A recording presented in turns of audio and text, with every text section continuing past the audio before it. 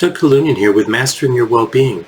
Today is day number 10 of my Entre-Nation 90-Day Awesome Life Challenge. I've always been comfortable and happy being single and living on my own. Some would call me a workaholic, but I was happy to just live my life, come home from work, play the piano for a while before making dinner, watching a little TV, then going to bed. I never realized how lonely my life really was. A few years ago, I was working in Seattle as the assistant medical director of a behavioral health service for a large medical group practice. I was the director of the Behavioral Health Services Benefits Department with 30 staff who would have direct contact with members seeking some form of behavioral health care. They would speak with members, help coordinate their access to inpatient and outpatient mental health services, and follow them throughout their care. In their presentation of the cases to me, it was clear that those who had a more positive, supportive network of family and friends tended to experience more positive outcomes, with a faster and seemingly more significant improvement in mood and return to their previous lifestyle. This spoke to me of the importance of personal connections and their impact on a person's overall well-being. So here I was in Seattle. I'm originally from the Los Angeles area and have moved around over the years for different jobs.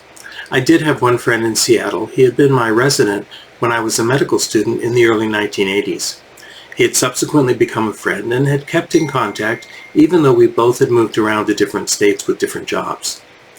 In 2008, I'd been living in Connecticut for 2 years, working in a medical research job.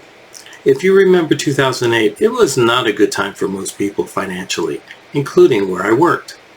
Having only been at the job for 2 years, considered a newbie, I was one of 26,000 people at the company, abruptly downsized. My friend informed me of a position at the group practice where he worked that I might like. Okay, I had no friends in Connecticut, I had no job there either. I applied for the job and was selected, so I moved from Connecticut to Seattle. Now I had a job and a friend where I worked. That was like a bonus. As I've said, I'm somewhat of a workaholic, so I never really developed a social network in Seattle. I had a friend, and my family was down in Southern California. Easier to visit than from Connecticut for sure. My parents had always said that you can have a number of acquaintances, but all you need is one good friend. So I was good. Well, and it was, until my friend picked up and took a job in another state. So here I was, once again, working a job that was changing, and not necessarily in a positive way for me. I wasn't with family, and my best friend of 30 or so years was moving away. So what do you think I did? Stay tuned for part 2 in tomorrow's video. I encourage you to share your thoughts and let me know what you think of today's video in the comment section. If you're watching on YouTube and would like to hear more, please click the subscribe button. I appreciate any comments and support that you'd like to send my way.